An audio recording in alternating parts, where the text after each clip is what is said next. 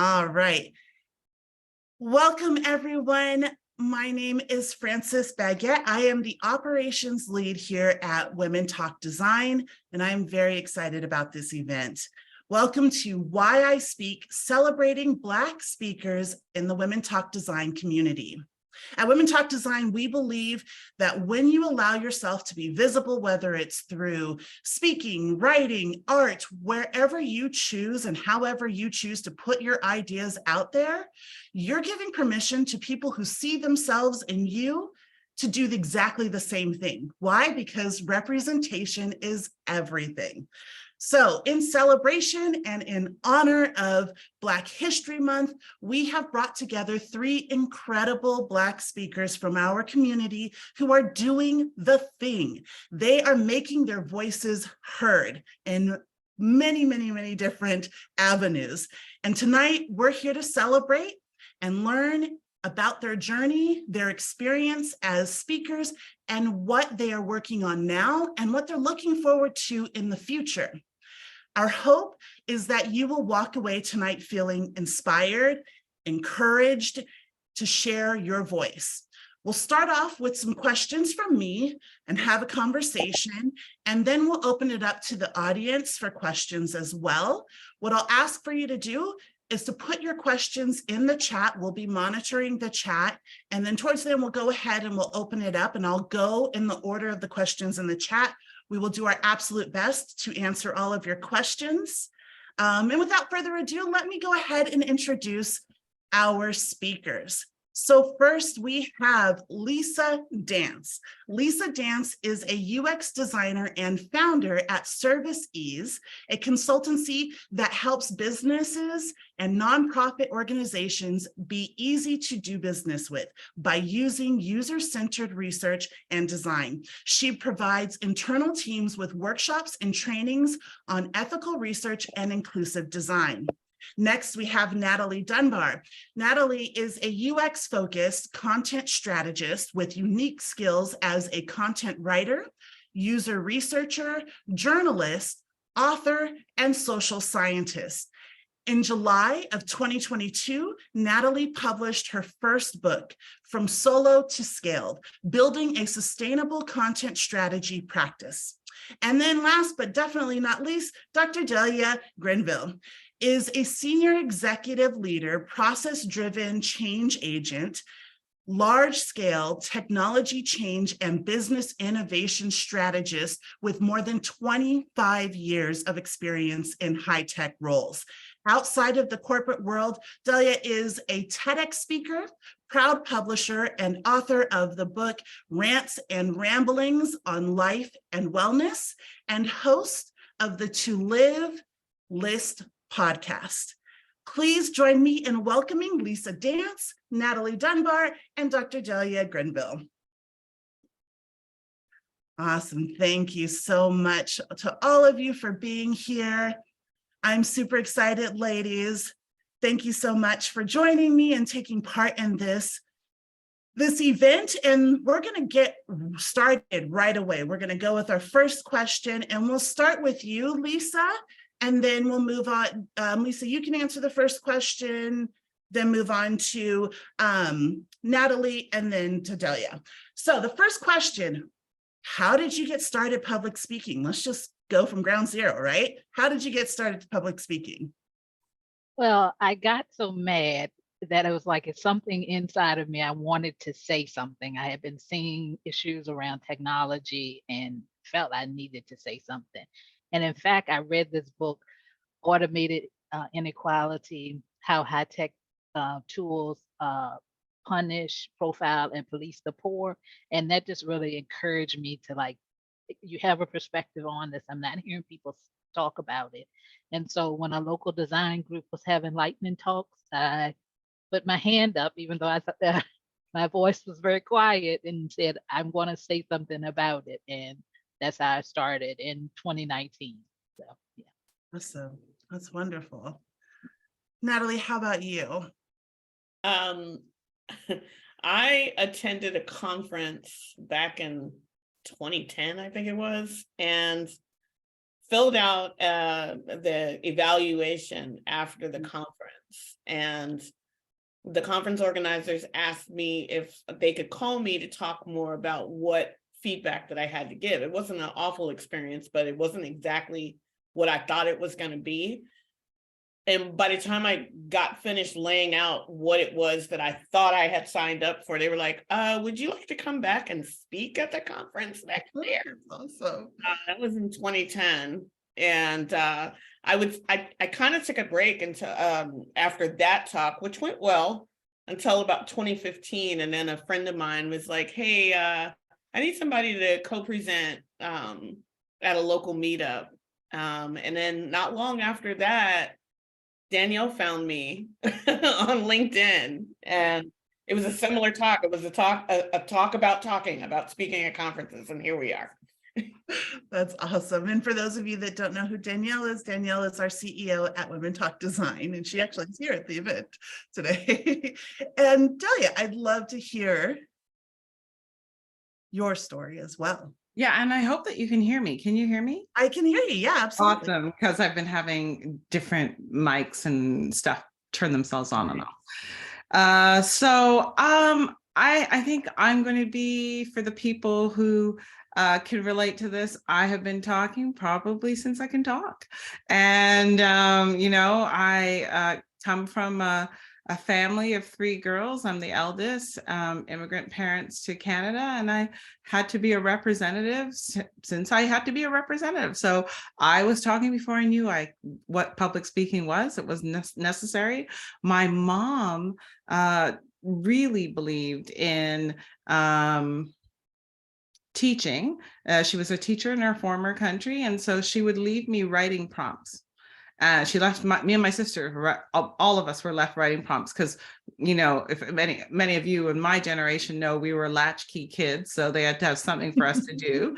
So that was her creative way, like, a stitch in time saves 9, and then you'd have to make up a story. One thing that she had us all do, that she declared us full readers, was when we could recite, it was a Dr. Seuss book, To Think That We Saw It on Mulberry Street, or I Saw It on Mulberry Street, but we had to say it with feeling. To think that I saw it on Mulberry Street. And so that was really the beginning of presence as a speaker. And so that's my story. It starts there. That's awesome. I love that. I totally relate to mom, like having you do stuff. My mother, she wasn't a teacher, but it was always, you got to go read for two hours or an hour or what have you. And back then when I was a kid, I was like, ugh.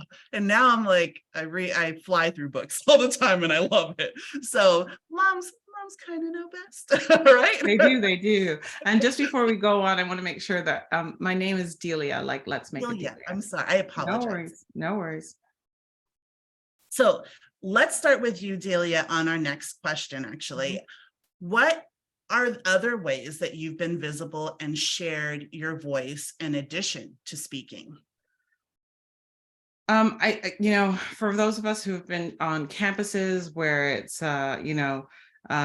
majority white, you get noticed for a lot of things you're not intending to be, like classroom proportions. In an engineering class, really, in the mechanical engineering class, I was the only woman of color, right? And 79 of us, and I think maybe 9 of us were women, right? And I was the only Black woman. So when things got talked about in campus like that, you know what it's like. We've all been to the 4th grade history class where people finally learn about the history of US or Canada, and everyone turns at the one Black kid. They still do it at university. So I think that sort of gives you a voice to talk about issues. And I remember in high school, there was a statement that was made, and I didn't realize the implication of it, but the teacher said, and I don't think she meant anything by it, but she said, the people who go to this school, it was a private school, aren't real Black people. And I said something about that. right? And that got me into the administration, et cetera, et cetera. So kind of like standing in your own voice and saying what you think is important got me talking and got me interviewed in, like, even in graduate, as a undergraduate student, in the newspapers on issues related to what my experience was in as a Black female in whatever particular domain I was in. Oh, yeah, that's powerful. Thank you for sharing that. Lisa, how about you? So other ways I've been visible, Yeah, absolutely. just speaking. So, I mean, I typically, these days, I'm always posting something on social media. LinkedIn is my platform of choice. But I also typically, when I'm doing speaking, I'll do writing extra things, but I also put on my own events, so I can, talk about and construct presentations and things that I want to share out into the world. So those are typically how I'm being visible. Very cool. And social media is definitely a huge platform for it to be heard on. Absolutely. And Natalie, how about you? I up until started writing the book, I was doing a lot of freelance writing outside of my day job. I have a journalism background, and I love to write long, as I like to say. When I was listening to Delia, I was thinking about how I got involved in student leadership and government at a very young age, after being the only Black kid in the class where we had to watch one of those really bad racist movies about, which one is it? It's very controversial and it just left my mind. But the questions that some of my classmates were asking, I was asked to explain things. I was the Google, I guess, back in the day. So I guess that, early on it happened like that, but definitely through writing, definitely social media, Twitter, LinkedIn, Instagram, and of course the book. That's, I think the writing and speaking kind of led to the whole book thing. So yeah, that's how I'm active out there. It's awesome. I love that all three of you, it was about just like stepping up. There's all this bravery that comes out of all of you, of just being like, you know what, I'm going to speak. You're going to hear what I have to say because I have something value to share. And I think so many of us forget that that is the reality. We have something valuable to share with people and people want to hear it. And so I love seeing this example of all of you women really just taking that opportunity, whatever opportunities you have, to step up and share your voice in all the different ways. We'll move on to the next question. So what is something you have coming up this year?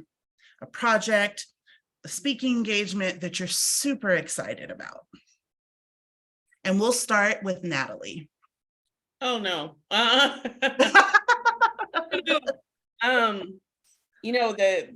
The content design and content strategy space that I work in has been really plagued with a lot of layoffs and things, unfortunately. Yet I'm seeing these calendars of, like, this week alone, there was Utterly Content is happening right now. That's out of the UK. I actually spoke there this morning. I did a little book chat. So there's all these events that are still happening, which is great because people are, scholarships are being given and that kind of thing. I think the thing that's exciting for me that's coming up is bittersweet. It's Confab, the Content Strategy Conference that's held in Minnesota every year. It's the last one, and I'm keynoting on, I think, the last day. I had to look at the calendar. I got to look. I'm standing in between, like, everybody leaving and no. But that, and then the week after that, there's another conference called Lead with Tempo, which is for content design leaders. So I'll be bouncing from Minnesota, California, where I live, and into New York. Lots of travel, but those are two events that I'm really looking forward to, and just really being able to have the opportunity, as I'm speaking, to like offer time to mentor people and just answer questions and like keep stoking that curiosity about the work that we do in UX and design. Wonderful. Wow, that is very cool. Yeah, I didn't realize that this was the last year for the Confab. So, Yeah. oh wow. Well, that's awesome. And you're a keynote speaker. It's pretty amazing. Yes. I would love to hear, Lisa, what you have coming up and on the horizon.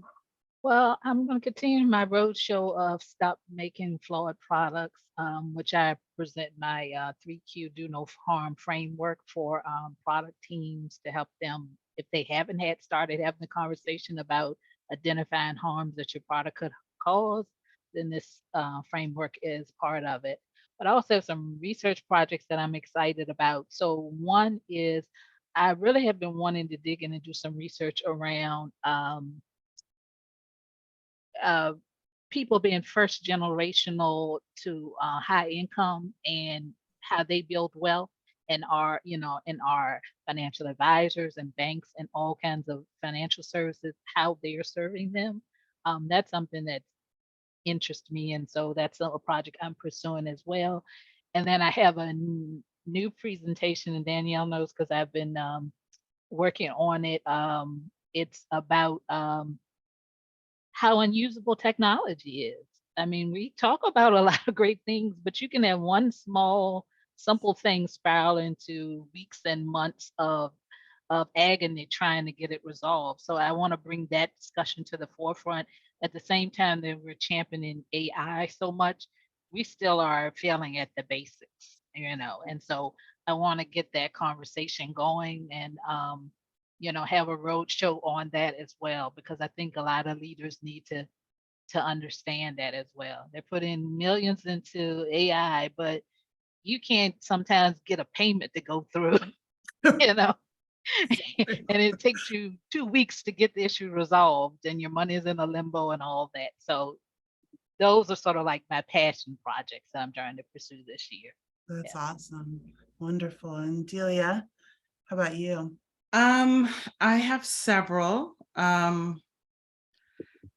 think one of the things that I feel very called to do, so I am an ICF certified coach, an integral coach from New Renters West, and I kind of feel like I'm a little bit tired of LinkedIn, especially LinkedIn gets holistically on my nerves, because if I hear and see another post of how I am so humbled, I won this such and such award. You filled out the application to win the award, so how can you be humbled? You put in the application. Why aren't we talking the truth, especially in that professional space, when we say we want to have teams with real people, real inclusive people, whole people? We still have this veneer that's required. So I'm just not going to run my LinkedIn like that. It's my platform. I can do whatever I want with it. You don't want to follow me? God bless you. And you can just move on to something else. And so that's a passion area of mine. I have a Facebook community that or page that I run that has 1,800 or so followers. And really my passion there is to I started with my actual Facebook friends page, which is a separate kind of place now. And I created this other public page, which is kind of like, I don't know these people. I started it off with 2 people, a marketing person and myself, and I don't know where these 1,800 people come from, but over the time they have come. And it's really mostly just being Black visibly.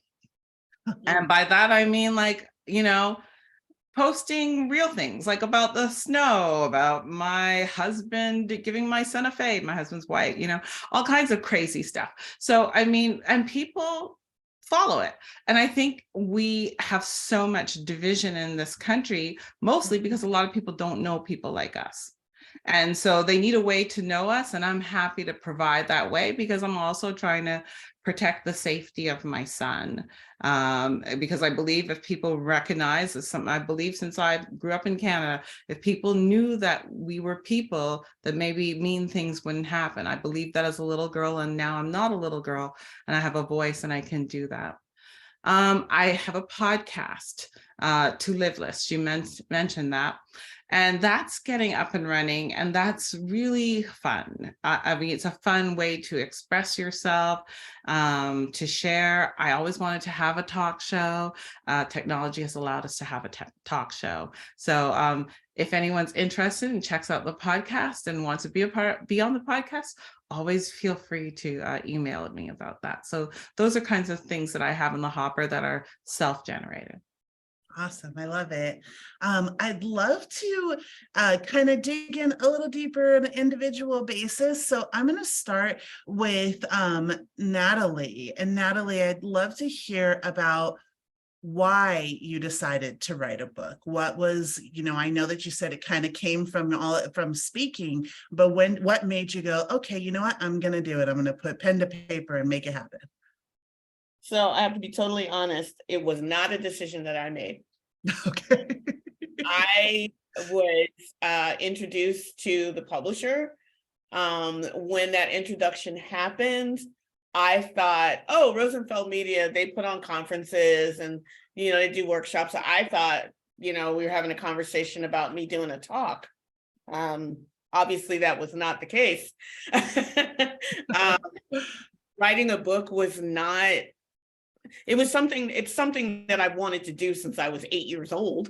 Well, actually, I published my first book when I was 8 years old. It was stapled papers with drawings, and I've been writing since I was a kid in one way or another. But I never thought that my first book would be on content strategy and then user experience.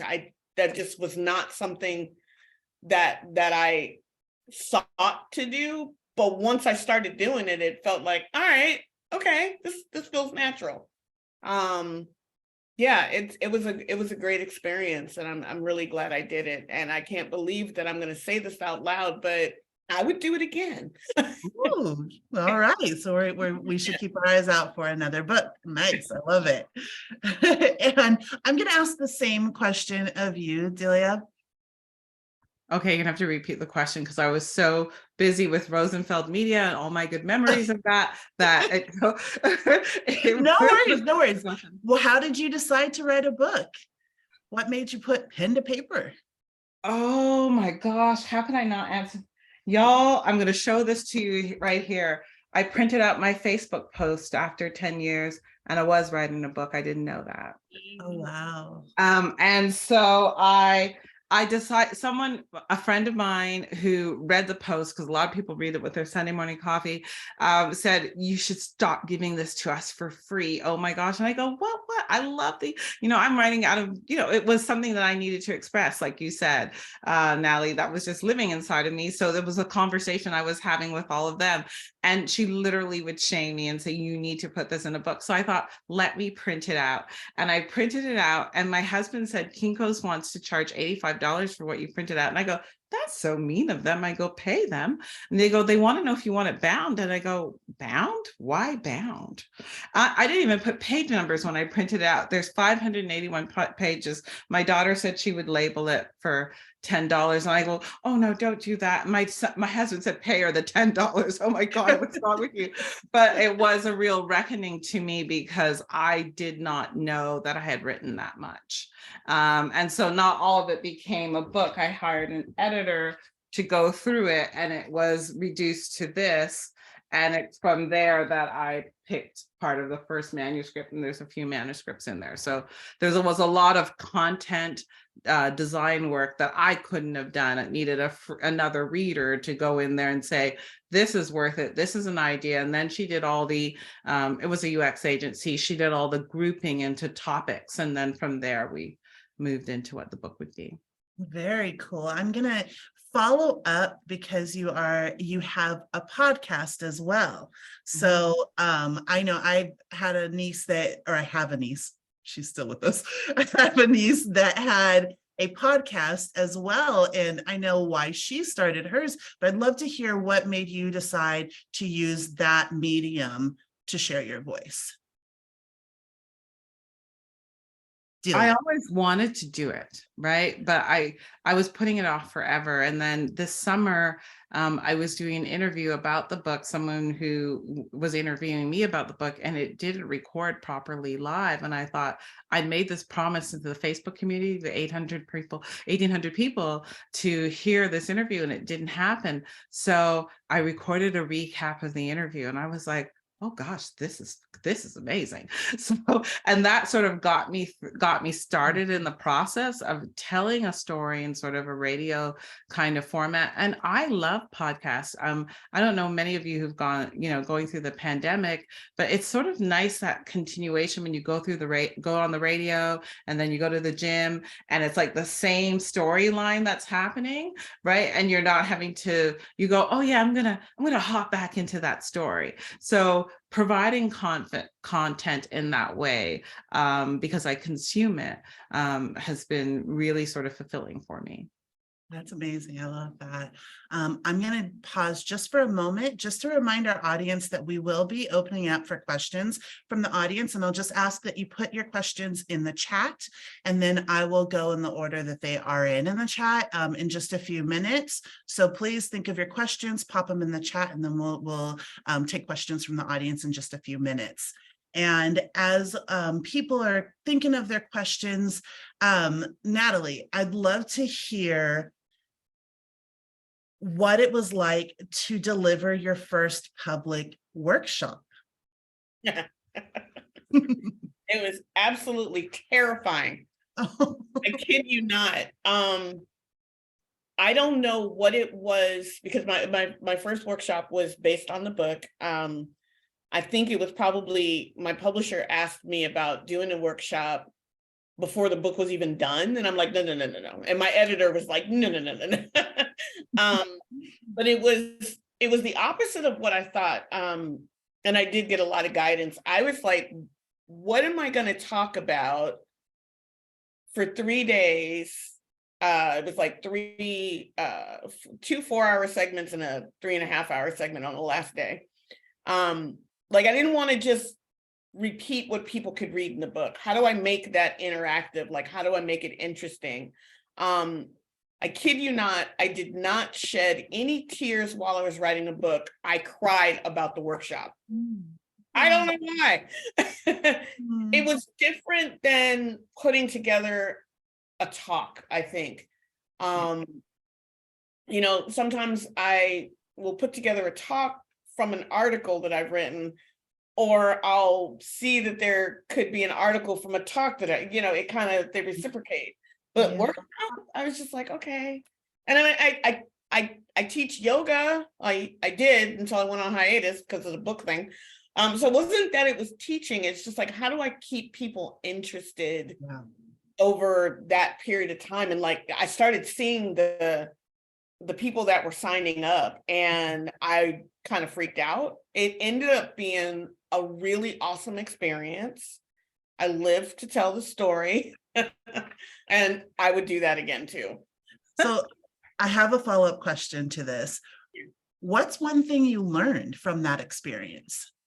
Wow, there was so much. I think one of the things about teaching a workshop is that I was really there to facilitate conversations between the participants. So we all had the same material. We're all going from the book, right? And I just put information out there for them to react to, and it got out of the way so they could learn from each other. And that was a really powerful and wonderful experience. And to be able to step back and just let them, I made sure that I worked in, and there was no time that I talked more than 15 minutes until there was an activity. So I had to learn how to do that. And then once I found my rhythm and felt confident in how I had set things up, It's like they wanted more time to be able to chat with each other. So I kind of made adjustments on the fly so that could happen. But I really just think approaching it more as like, I'm just here to facilitate a conversation. Here's what we are going to talk about. And then like kind of personally detached from, like, I wasn't so much worried about whether they liked it or not. It was like they wanted to learn something. So here, let's all learn from each other. That was pretty huge. I love that. That's great. That's great. It's great to keep in mind, like you're facilitating the conversation. I love that. Lisa, let's pick your brain. So I know that you kind of are self-proclaimed introvert, consider yourself a bit shy. So how do you balance that shyness with public speaking? Okay, certainly. So as a public speaker, as long as I feel like I am prepared for what I need to say, then I can do it. Like I would never necessarily be extemporaneous speaker. I remember in middle school they used to have these language art programs, and they would have the extemporaneous speakers, and they'd give them a topic, and they would just talk. And I thought to myself, that's crazy. I could never do that. So being really prepared, but then I think you have to. I have over the years sort of figured out my measure. I know like what settings that I'm comfortable in and how, I can do things. And so that works well. So like for me, I would never be like I'm never one who likes going to like a pure networking event. I don't want to be in the room for people that don't know each other and then trying to make small talk. Don't like it. I'll go to events where you have something to do, right? And then we have something to talk about. And so I figured that out. So I think, like for people, kind of figure out what your measure is of things so that you are doing the things that you want to do, but at the same time, you can, be comfortable in who you are with it. I've always throughout my life done a lot of volunteering, so that helped me to get to know people with it. And then I'm always have been like a producer of things, like of work or different things. So like for the UX community, I feel like there wasn't a lot of information on how to get into the field and different things like that. So I started 4 years ago, like the UX Census RVA for the UX community in Richmond, Virginia. So, I can produce things out like that as my voice too. And that helps bring conversations with it. So I think you just kind of have to figure out what's your measure of what works for you, and you change over time too, because I still, like I said, in high school, I know I shared this on LinkedIn. High school, I would give my speeches because I ran for for student office and stuff. But I give my speeches, and there'd be a microphone, and people would say they didn't hear me. But so I've changed over time to have my voice projected. But you got to figure out kind of what's your measure. Yeah, I mean, you tapped in a little bit into my follow-up question, which is what advice you would give to someone that is an introvert that does have all those nerves and but wants to speak and has something to say. What would your advice be for them? Well, definitely, I sort of like figure out your measure. So like, and what setting, try to find a group or something that, or within your company that you already have a relationship with, so that maybe you feel comfortable. Or if you think about, no, I really don't want to do it in front of people I don't know, I know, then maybe you're set for another group with it. But start small. They have lightning talks. Some conferences have poster presentations. So, that the poster kind of does a lot of talking for you, you know what I mean? Yeah. So like try to figure out those ways that you can do that. But at the same time, feel comfortable so you can build into it. Find a topic that you're passionate about, because if you're passionate, then usually it'll help you get the words out. Find your sort of own niche, because that'll get people to keep listening to you. And for me, I want to deliver action items for people. I don't want to just talk.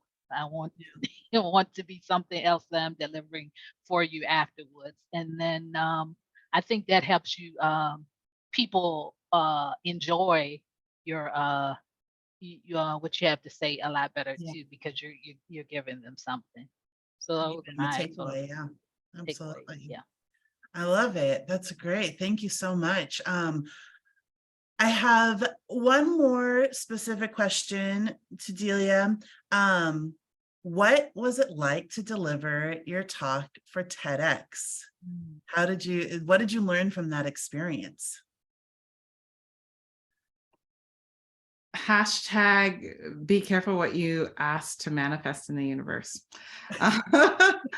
I went to my first TEDx event in May of 2022, was Tedx Portland. It was their 10th anniversary. And if you want to hear more about it in detail, it's the second episode of my podcast. I'll move on from there. But I did say, literally, when I was there, I was sitting down at the floor. Many of you, you're from the design background. For me, I love production. I love process. I love how things come together, and how, everything moves and flows. And so I put myself like nested in the stage so I could watch all of the photography and everything that was going on. And I said to myself, the curator of TEDx Portland spoke about what it took for the speakers to make it to the stage. And I gave myself 3 years to be in that position. And he's Canadian, I'm Canadian, we're both living in Portland. So I wrote him a note. And it wasn't purposeful networking, but that is what you do in networking, right? So I know if you're like me, you're kind of like, yeah, I don't want to network, then I'm gonna have to go talk to the person and come out of my pajamas and stuff. And I'm good at home, I don't want to do my hair and whatever, but I did it because of, I just wanted to reach out to him and say he did a good job. And that he invited me out for lunch. And so I went over to their facilities for lunch, and we had he would say, an epic conversation of 5 hours. It wasn't quite that long, but maybe 3 hours. But I was already working on my passion topic, and you can see articles of it on my LinkedIn. So talking about workplace mobbing, organizational discomfort due to bullying, and a lot of things like that. And my presentation was done, and I ran him through the first version of it. And he said it stuck. He called me back weeks later and said, it stuck with me. We're going back to salons, and I would love you to do a TED salon. And I don't think I asked enough questions. So I want everyone to know that. Ask more questions. But I did not know that I had to completely memorize a 15-minute talk. And I just didn't know where to start with the memorization. It was daunting, and it freaked me out for a long time. And I think I wasted a lot of my available time being nervous and stumbling around how was I going to memorize the talk. And then my husband said to me, shouldn't you break your talk up onto the slides? And I go, oh yeah, I'm going to do that later. And then, but I never listened to what he says at first, but then I listened to it afterwards. And then he says, it's always, anyway, you guys probably have your own relationship. And then I humbly had to go the next day and say, oh, wow, it's really a little bit better with the pictures. And so, yeah, I did start memorizing better that way. And just, up until the week before, I was still like, they're like, we're going to have another rehearsal. I'm like, oh, yeah, we're going to have another rehearsal. But it came together. And I think the growth really was to recognize that I could memorize something for 15 minutes because I knew I would have no problem extemporaneously, or if I was speaking to a group like this. But that bar of having every word said predictably every time was super tough for me. So I guess people who really like to write everything down, that's their normal standard, and extemporaneous feels tough to them. But for me, I kind of generally know the idea, and I know I'll hit all the talking points, but I don't know the order, but I wasn't permitted to really do that. So that was hard for me, but it was a great experience. And as Natalie said, I always say to people, I did my first TED Talk, so I will do it again. Awesome. I love it. I love it. Just speak it into the universe already. I love it. So we're going to open it up for questions. So folks, please pop your questions in the chat. And while you're popping your questions in the chat, I want to hear from all three of you. Who are the other Black speakers everyone here should be listening to? Or what other speakers inspire you? So let's start with Lisa. So two Black speakers, Tressie McMillan Cotton, and she's a writer, but she does speaking as well. And I just like her, and a sociologist. And I like how she breaks down things that you're seeing, but are sort of at, a society and organizational level. And I think that's interesting. And then I like Danielle Cook. She's an illustrator around justice themes, and she communicates so well with her illustrations, but as a speaker as well, I enjoy her. And then I've worked with done several events with Carl Smith, and she's not a Black speaker, but what I love about her is that, and how I originally met her is because I reached out to her because she says things in such a direct way. And she says, well, if you have an AI and you don't know what it's doing, you need to cut it off. And I'm like, yes, somebody who actually, Yeah. has some common sense about these things. And so that's how I met her several years ago, because I, reached out on LinkedIn and said, I really appreciate you, not beating around the bush about this, and, and saying that. So, yeah, so those are three people that I enjoy their speaking. I love that. I love that. How about you, Natalie? Oh my goodness. Two parts. So folks that are in our space, in the UX and design space, oh my gosh, the list is long. Top three. Andy Williams, Eladrian Goods, Jonathan McFadden, and I just heard a dynamic talk from David Dylan Thomas. Those are people that are my heroes that I'm like, I love listening to them talk. In terms of inspiration and someone who has really been knocking my socks off lately, Caroline Wanga. She used to be SVP of diversity and inclusion, etc. at Target. I work for Walmart. I'm listening to the Target lady talk, but she's amazing. She's now the CEO of Essence Communications, so the magazine and all that other good stuff. She says something that is so powerful. In one of the talks that I heard, she's talking to like a a management trainee group. And she says, and I think I wrote this during the takeover that I did a couple of months ago in the community. If you can't be who you are, where you are, change where you are and not who you are. And I'm like, I'm done. And then I had to go find everything that she's ever done. So awesome. she's I love it. Powerful. So powerful. Very cool. I love it. Yeah. And of course. Delia. So on the same theme that Natalie was talking about, I love listening to Carla Harris.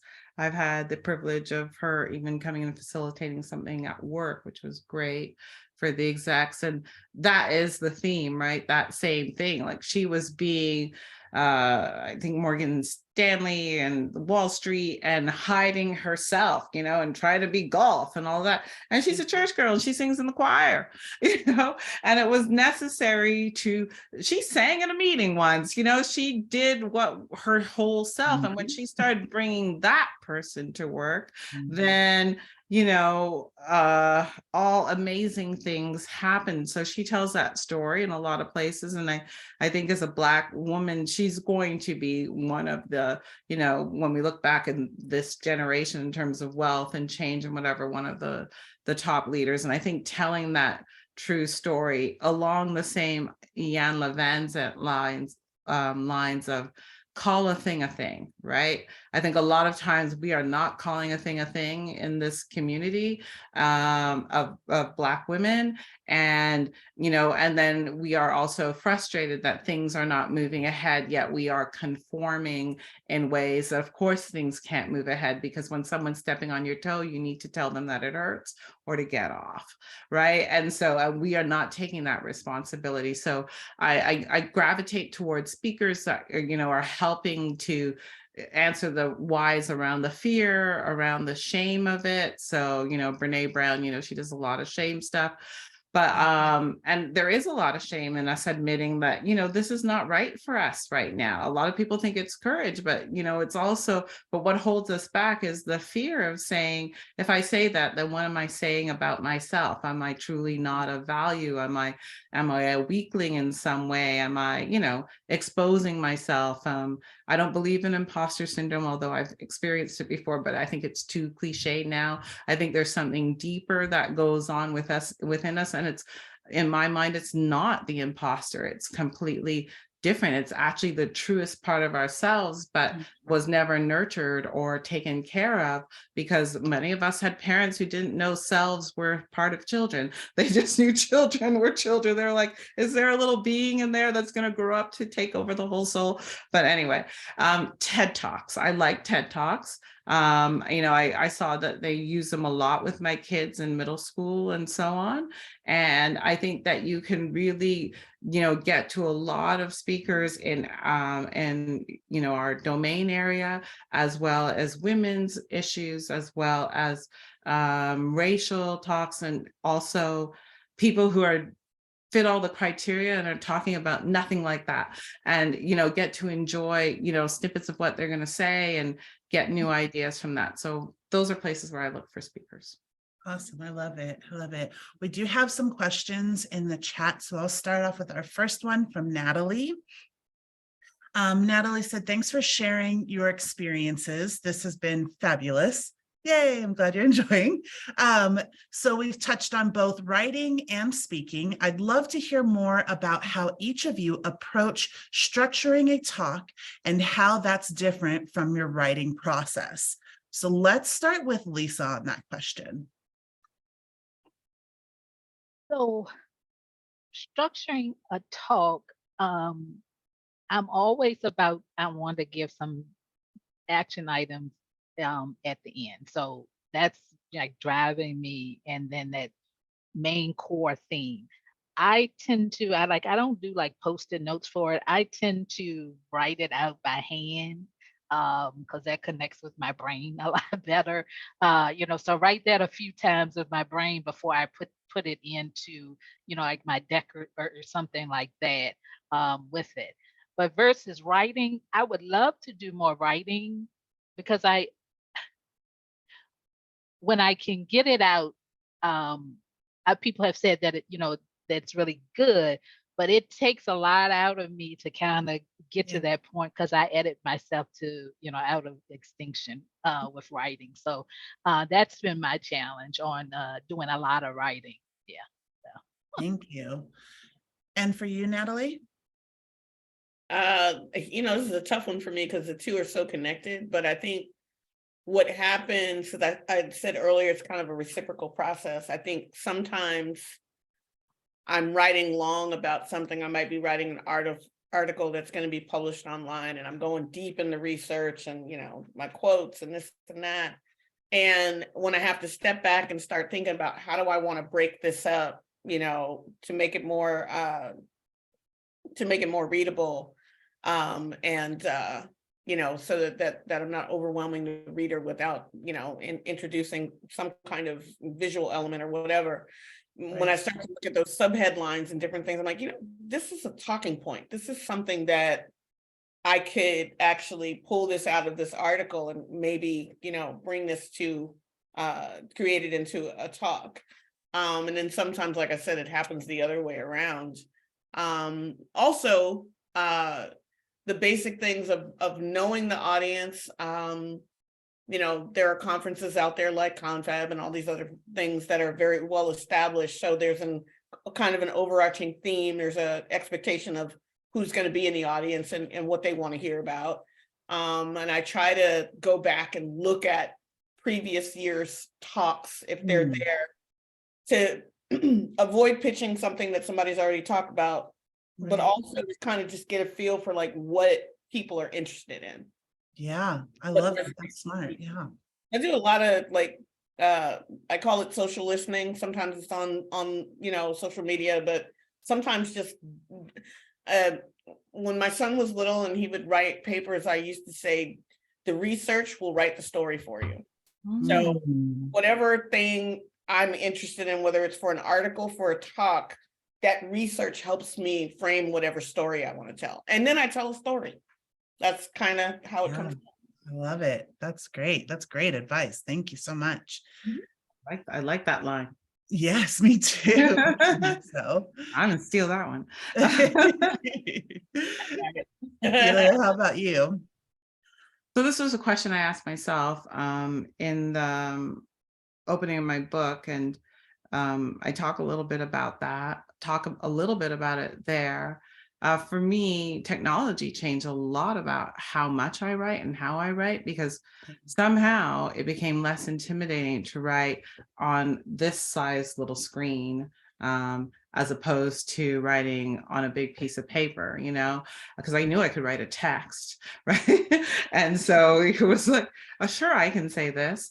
And it was captured in a way, like not in a way that paper is, and that you can search through it afterwards and sort of, see themes and ideas. And then the other way for me is, again, the technology has been very helpful in using notes, right? And being able to take a voice note, right? And have an idea come in your head and not self-edit, as Lisa was saying, right? Just say the idea out loud. Like, I mean, some of it might be junk, but it was all recorded the way I was thinking about in my head. Because a lot of times for me, I don't know if this happens with others, is that, when I start to write it down, that's like, oh, that doesn't sound as good as I thought it was sounding, right? But if I just say it, and then I go back and listen to it, and maybe I have, a bunch of minutes of recording, then I can be like, oh, yeah, I see where this is going. And sometimes I hear things that I couldn't have heard if I had just written it down and edited it, because I get to be outside of myself, listening to what I said. And I don't know about other people, but I do feel like the writer's voice within us, the storyteller within us, is a divine part of self, and is not really caught up in a lot of this weirdness of, external measure and whatever. And sometimes we cannot hear that message that only we were sent to say. And so recording really helps me be like, oh, I'm like, sometimes I go, whoa, I didn't even know I meant to say that, and that becomes the thing I want to talk about. Yeah, that's powerful. I love that. Thank you so much for sharing. We have a couple more questions and we are close in time. So I'm going to go to the next question here. And this is from Holly. Holly said, I'd love to know if any of you considered or are considering a Substack newsletter with paying subscribers. Delia said yes. I'd love to write more. I just have to get that efficiency in my process. Yeah. Because I have like 10 things like articles I'd love to write now, but the efficiency in my process I need to work on. Yeah. I love it. I love it. It looks like Holly has a follow-up question for the authors. Did you narrate your audiobooks? That's a good question. I did not narrate my audiobook, but I'm going to narrate it now. So I started re-recording the chapters myself. Just because at first fear was I didn't think my voice narrating was good enough. But now thinking through it, because mine kind of has an autobiographical feel to it, getting that emphasis was really, I should read it. And then I also heard from, these gurus that work with authors and stuff, that for nonfiction, that you should read it yourself. But for fiction, other people can read it, or, something like that. Awesome. I love it. I don't have an audiobook version of my book just yet. Okay, but you have plans to have one. I would have to even chat with the publisher about that. I have not had haven't had that conversation yet. So yeah, it could happen. Well, there you go. Sparking some interest already.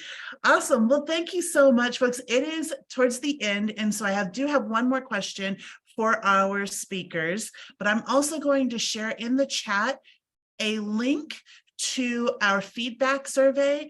At Women Talk Design, we love feedback, and it is extremely important to us. So please, please, please click on that link and fill out the feedback form for us, and let us know how you enjoyed this event.